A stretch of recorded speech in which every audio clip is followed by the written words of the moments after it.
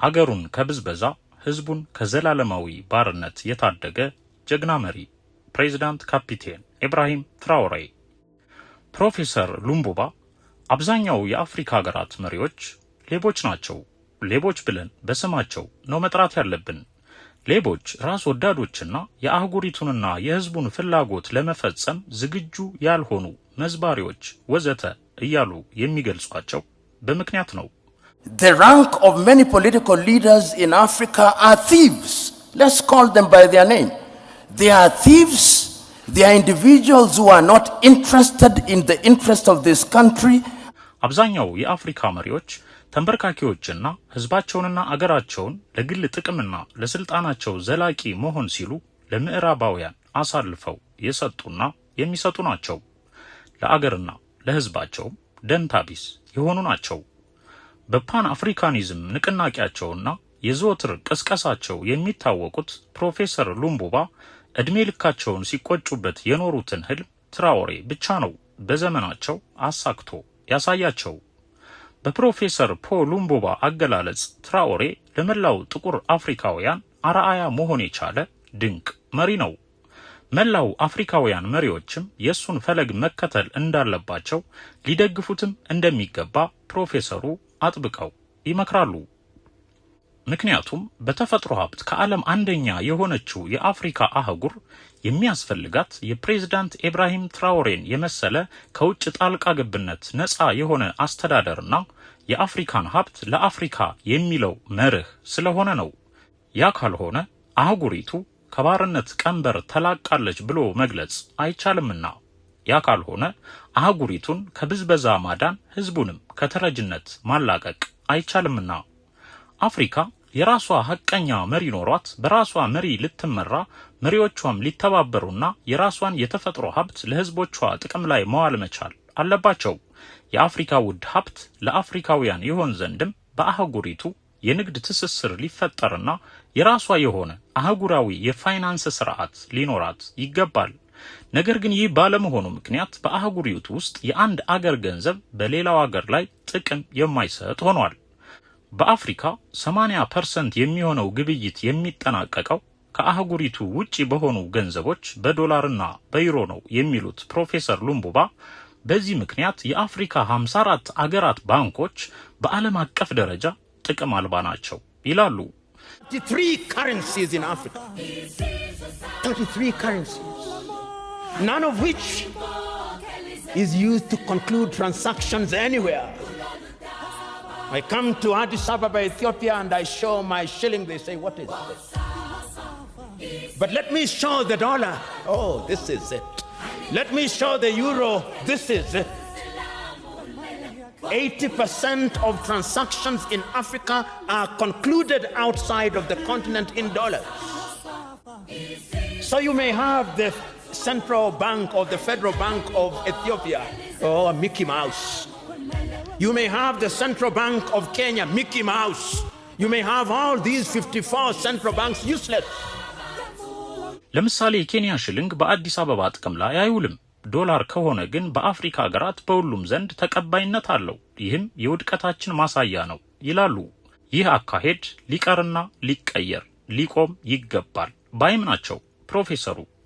ክቡራን የቻናላችን ቤተሰቦች በዛሬው ዝግጅታችን አፍሪካ በሁለንተናዊ ሀብት ከዓለም አንደኛ መሆኗና ነገር ግን የጨለማው አህጉር ሶስተኛው ዓለም ወዘተ እየተባለች ዝቅ ተደርጋ የምትጠራበትን ምክንያትና የአህጉሪቱ ሀብት እንዴት ሲበዘበዝ እንደኖረ በአጭሩ እናስቃኛችኋለንና አብራችሁን ሁኑ። ይህን ቪዲዮም ከወዲሁ ላይክ በማድረግ ጀምሩ። ዓለማችን ሰው የማይኖርባትንና 5000 ሳይንቲስቶች ብቻ የሚገኙባትን በረዷማዋን አንታርክቲካን ጨምሮ 7 አህጉር አላት። አፍሪካ ደግሞ በዓለማችን ካሉት 7 አህጉሮች ውስጥ አንዷ ስትሆን በውስጧ 54 ሀገራት ይገኙባታል። በዓለማችን ካሉት 7 አህጉራት ውስጥ ደግሞ ከአፍሪካ በስተቀር 54 አገር ያለው አህጉር የለም። ሌላው አህጉር ከ20ና ከ30 ያነሰ ትናንሽ አገራትን ነው በውስጡ የያዘው። በተጨማሪም የአፍሪካ ህዝብ ብዛት 1.6 ቢሊዮን አካባቢ ሲሆን ይህ ማለት ከአጠቃላይ የዓለም ህዝብ ብዛት ውስጥ 20% ህዝብ የሚገኘው በአፍሪካ አህጉር ነው ማለት ነው። በሀብት ረገድ ደግሞ በዓለማችን ካሉ አገራትና አህጉራት ውስጥ በሁሉን አቀፍ ሪሶርስ ወይም በተፈጥሮ ሀብት አንደኛዋና ሀብታሟ አህጉር አፍሪካ ናት። አፍሪካ 30 ሚሊዮን ኪሎ ሜትር ስኩዌር ወይም 11.6 ሚሊዮን ስኩዌር ማይልስ ስፋት ያላት ትልቅና ሀብታም አህጉር ናት። በሰው ኃይል ብዛትና በግዛት ስፋትም ከእስያ ቀጥሎ ሁለተኛ ደረጃ ላይ የተቀመጠች አህጉር ናት። የዓለማችን ግማሹ ህዝብ ያለው በቻይናና በህንድ ሲሆን እነዚህ አገሮች የሚገኙት በእስያ ነው። እናም የአፍሪካ አህጉር በተፈጥሮ ሀብት አንደኛ፣ በህዝብ ብዛት ከእስያ ቀጥሎ ሁለተኛ፣ አህጉሪቱ ውስጥ በሚገኙ የአገራት ብዛት አንደኛ ናት። በአንጻሩ የአፍሪካውያንን ሀብትና ጉልበት ስትበዘብዝ የኖረችውና ዛሬ ድረስ እየበዘበዘች ያለችው የአውሮፓ አህጉር ደግሞ በተቃራኒ ደረጃ የምትቀመጥ አነስተኛዋ አህጉር ናት። አውሮፓ በቆዳ ስፋትም ሆነ በህዝብ ብዛት እንዲሁም በተፈጥሮ ሀብቶች ከአፍሪካ ጋር መወዳደር የምትችል አይደለችም። በተለይ ዋና የአፍሪካውያን በዝባዧ ምዕራብ አውሮፓ ከእውቀት ውጪ ይህ ነው የሚባል የተፈጥሮ ሀብት የሌላትና ከሰባቱ አህጉር ውስጥ የመጨረሻውን ደረጃ የያዘች ከሰባት አህጉራት ውስጥ ስድስተኛ ላይ የተቀመጠች ናት። ነገር ግን እውቀታቸውንና ብልጠታቸውን እንዲሁም ኃይላቸውን ተጠቅመው ያለምንም ሪሶርስ በአፍሪካ ሪሶርስና ጉልበት ብዝበዛ መሰልጠንና ማደግ አፍሪካንም ከነ ሁለንተናዋ በጉልበትና በብልጠት እንዲሁም በኃይል መቀማትና መውሰድ ችለዋል። በአሁኑ ጊዜ በአፍሪካ የተፈጥሮ ሀብት መላው የአውሮፓ ሀገራት ሀያል፣ ስልጡንና በኢኮኖሚ የበለጸገ የሚባል ሆኗል። ይህ የሆነው በአፍሪካውያን ሀብት በአፍሪካውያን ጉልበት ነው። ይህም ከቅኝ ግዛቱ ዘመን የጀመረ የዝርፊያ ታሪክ ነው። እናም በዓለማችን ካሉ አህጉራት ውስጥ አሁን ባለው ሁኔታም ሆነ ቀድሞም በነበረው ሁኔታ አፍሪካ በብዙ ነገር ከዓለም አንደኛ ናት፣ በተለይ በተፈጥሮ ሀብት። ነገር ግን ከደቡብ አፍሪካ ውጪ እሱም የራሱ የነጭና ጥቁር ታሪክ ስላለው ነው ሌላው 53 ሀገር ስንዴ ለማኝ ነው ተረጅ እንዲሆን ተደርጓል። በዚህ ይቀጥል ዘንድም መልካም አስተዳደር በአህጉሪቱ ውስጥ እንዳይኖር በምዕራባውያን አሁን ድረስ ያላቋረጠ ስራ ይሰራል።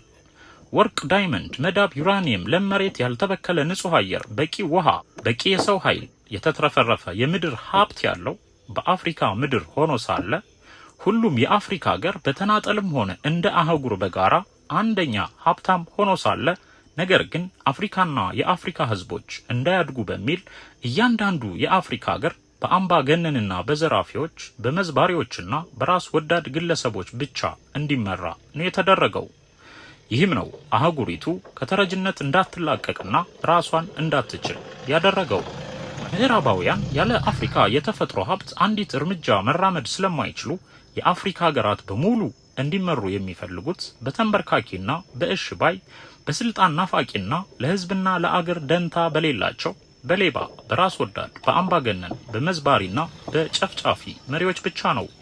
ይህንንም የሚያደርጉት ከቅኝ ግዛት ዘመናቸው የጀመረው የብዝበዛና የዝርፊያ ተግባር ከነጻነትም በኋላ በዘመናዊና በህጋዊ መንገድ ማስቀጠል ይቻላቸው ዘንድ ነው። በምዕራባውያን ፖሊሲ መሰረት ሐቀኛ መሪ በአፍሪካ ምድር ስልጣን እንዲይዝ አይፈለግም። ድንገት ስልጣን ይዞ ለነሱ ተንበርካኪ ሆኖ ካልተገኘ ደግሞ በስልጣን እንዲቆይ አይፈቅዱም። በአፍሪካ አህጉር አንድ መሪ ስልጣን ለመያዝ ዳር ካለ ወይም ጫፍ ከደረሰና በምርጫም ሆነ በመፈንቅለ መንግስት ስልጣን ለመያዝ ካሰበ የምዕራባውያን ድጋፍ የግድ እንደሚያስፈልገው ያምናል። እነርሱም የነሱ ድጋፍ የግድ እንዲሆን አድርገዋል። ስለዚህ ከስልጣን በፊት የሚገመግሙት ወይም የሚያቀርቡት ጥያቄ ከምዕራቡ ዓለም ጋር የሚኖረውን ግንኙነትና የውጭ ፖሊሲውን ነው። አብዛኞቹ የአፍሪካ ሀገራት ፖለቲከኞች ድጋፉን በመፈለግ ተንበርካኪነታቸውን ግልጽ የሚያደርጉላቸው ከስልጣን በፊት ነው።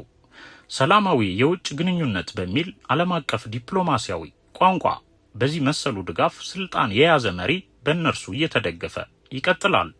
በተንበርካኪነቱ ከቀጠለ በስልጣን ይቆያል።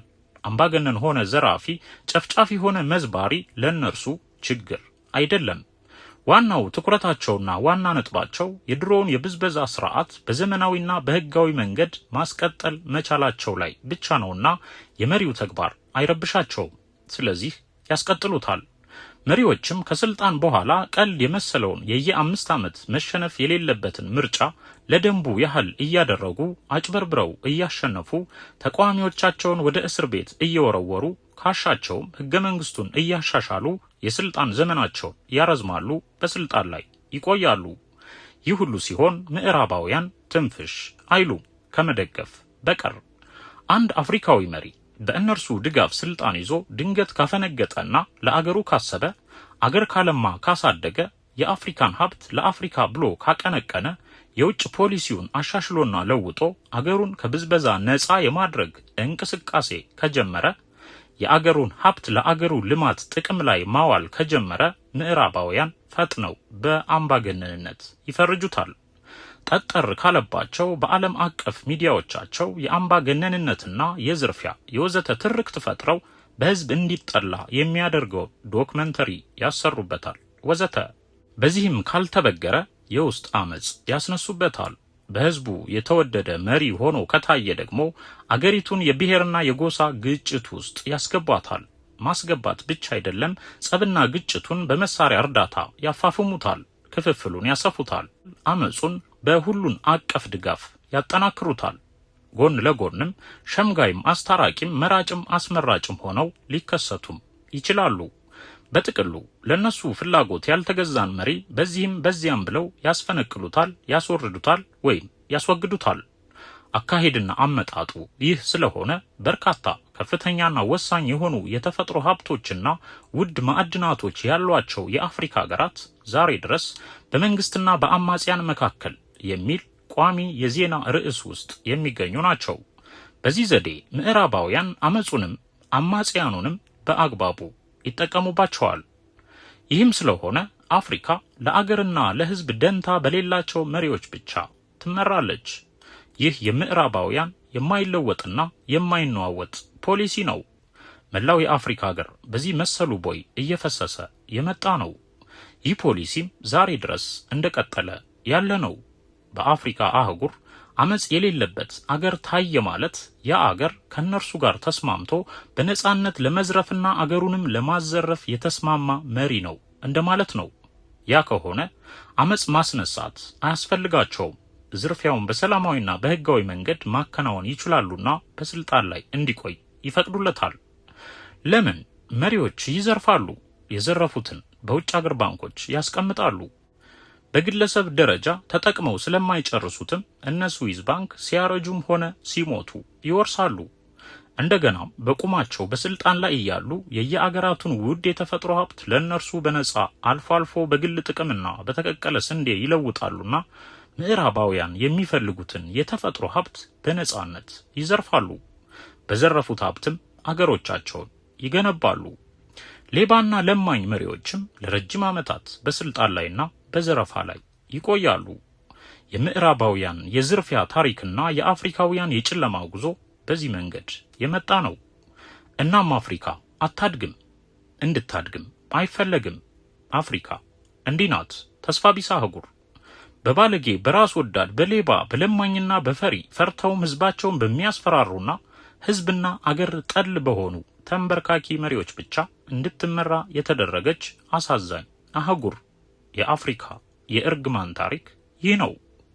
ይህን እርግማን የመሰለ የዘመናት ታሪክ ከረጅም ዘመናት በኋላ ሙሉ በሙሉ ሽሮ የአገሬን ሀብት ለአገሬና ለአህጉሬ ብቻ ብሎ በጀግንነትና በቆራጥነት በታማኝነትና በሐቅ አገሩን መምራት የቻለው በአጭር ጊዜ ውስጥም የአፍሪካን የጨለማ ጉዞ ታሪክ ለውጦ ከፍተኛ መነቃቃት የፈጠረው በዚህ ተግባሩ ጸንቶና ሁሉን ጫና ተቋቁሞ ሳይለማመጥ ይልቁንም ልካቸውን እየነገረ እዳቸውን አፍንጫቸው ላይ ወርውሮ አገሩን ዘግቶ ያለማና ከተደጋጋሚ የግድያ የማስወገድ ሙከራዎች ተርፎ ከ3 ዓመታት በላይ በስልጣን ሲቆይ የታየው የመጀመሪያው ጥቁር አፍሪካዊ መሪ የቡርኪና ፋሶ መሪ ወጣቱ ፕሬዝዳንት ካፒቴን ኢብራሂም ትራኦሬ ብቻ ነው። ከርሱ በፊት በዚህው ሀገር ቶማስ ሳንካራ ተነስቶ ነበር። እሱን በ3 ዓመት ቆይታው በወሰዳቸው የነጻነት እርምጃዎች ደንግጠው ፈጥነው ገድለዋል። ዛሬ ደግሞ የቶማስ ሳንካራ ምትክ ትራኦሬን ለመግደል ያልፈነቀሉት ድንጋይ፣ ያልበጀቱት $1,000,000 ለማስገደል ያልጣሩት ጥረት የለም። ለምን? በአፍሪካ ምድር በጣት ከሚቆጠሩ እምቢባይ መሪዎች ውስጥ በዚህ ዘመን አንድ መሪ ስለተገኘና እንዲህ መሆን ስለሌለበት ይህ እጅግ አሳዛኙ የምዕራባውያን የብልጠትና የአምባገነንነት ታሪክ ነው። ይህን ስራቸውን ጥንቅቅ አድርጎ የተረዳው መረዳት ብቻም ሳይሆን በተረዳው ልክ ወደ ተግባራዊ እርምጃ አልፎ በ30 ወራት ውስጥ አገሩን ከብዝበዛ ህዝቡን ከባርነትና ከተረጅነት ከድህነት አላቆ አፍሪካ ማን እንደሆነች በተጨባጭ ያሳያቸው መሪ ትራኦሬ ሊሆን ችሏል። ወጣቱ ጀግና ጥቁር መሪ ፕሬዝዳንት ካፒቴን ኢብራሂም ትራኦሬ። ይህ መሪ ነፃ ያወጣው አገሩን ብቻ አይደለም፣ ለመላው አፍሪካዊ ጥቁር ህዝብ የነጻነት ምሳሌ መሆን የቻለና የሌላውን የአህጉሪቱን ህዝብ አይኖች የከፈተ ለአፍሪካውያን መሪዎችም ምሳሌ መሆን የቻለ ነው። አፍሪካ ሁሉን እንደምትችል ባለጠጋ አህጉር እንደሆነች በ30 ወራት ውስጥ ብቻ በሰራው ስራ ያረጋገጠ ጀግና ጥቁር አፍሪካዊ መሪ ነው። ትራኦሬ የፕሮፌሰር ሉምቡባን የዘመናት ቁጭት ተገንዝቦ አስደናቂ እርምጃ በመውሰድ ህዝቡን ከባርነት የአገሩን ሀብትም ከብዝበዛ ያዳነና አገሩን ቡርኪና ፋሶን በራሷ እንድትቆም ከማድረግ አልፎ በፈጣን የእድገትና የልማት ጎዳና ላይ በማራመድ ላይ ይገኛል። ትራኦሬ በ3 ዓመታት ውስጥ ያለማንም እርዳታ ያለ አንዳች የውጭ ብድር ይህ ሁሉ የልማት ተግባር መፈጸም የሚችል መሆኑን ካሳየ ለሌላው የአፍሪካ ሀገር በሙሉ የይቻላል ንቁ መልእክትም እያስተላለፈ ነው። የቡርኪና ፋሶ ጸረ ኢምፔሪያሊስት አገዛዝና እየታየ ያለው አስደናቂ ፈጣን ለውጥና የልማት እድገት የቡርኪና ፋሶ ብቻ ተደርጎ መወሰድ የማይኖርበትም ለዚህ ነው። መንቃት የሌላው አፍሪካዊ ተግባር ነው። በዘመናችን ጫናውን ሁሉ በቀላሉ ተቋቁሞ ለመላው አፍሪካዊ ምሳሌ ሆኖ ያሳየ ግን ትራኦሬ ብቻ ነው። እናም ፕሮፌሰር ሉምቡባ እንደሚሉት ትራኦሬ ለአህጉሪቱ አይከን ነው፣ ተምሳሌት ነው። እናም ሊደገፍ ሊጠበቅ አርአያ ተደርጎም ሊወሰድ ይገባል። Ibrahim Traore is a symbol, and a symbol is always part of a larger system. When we talk about him, we are not merely discussing one young officer in Burkina Faso. We are speaking about a generation, a history, a people pushed to the edge and now attempting to reclaim their dignity. Young people must understand this. Success is never an individual achievement. ፕሬዝዳንት ካፒቴን ኢብራሂም ትራኦሬ በ30 ወራት ውስጥ ምን ሰራ? አገሪቱን የት ደረጃ ደረሳት?